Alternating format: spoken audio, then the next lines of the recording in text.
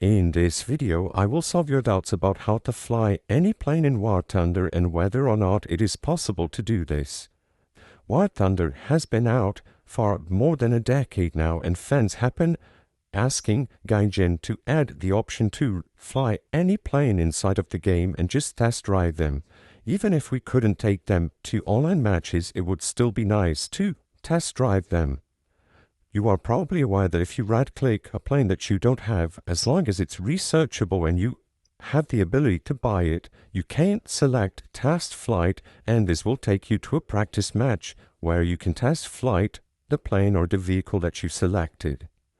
Now, if we go back to the hangar, like I said before, you can only do this with vehicles or planes that you have access to. So for example, this one, because I have the previous vehicle bought. But let's say I want to test a vehicle which is rank 2. You will notice that even if I right-click them, left-click, maybe try to drag them around, not a single option pops up to test flight. As of today, is there any way to bypass this after all these years? Sadly, as it stands, Gaijin still doesn't allow us to test drive or test flight any plane inside of the game. We can only test flight the ones that we have access to. So when we are ready to research a plane, we will be able to test flight, but not before acquiring the previous one. The purpose of this video is not to spread misinformation, but to let people be aware of the limitations of test flights inside of War Thunder.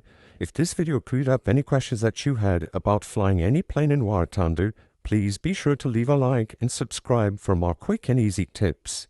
Thank you for watching.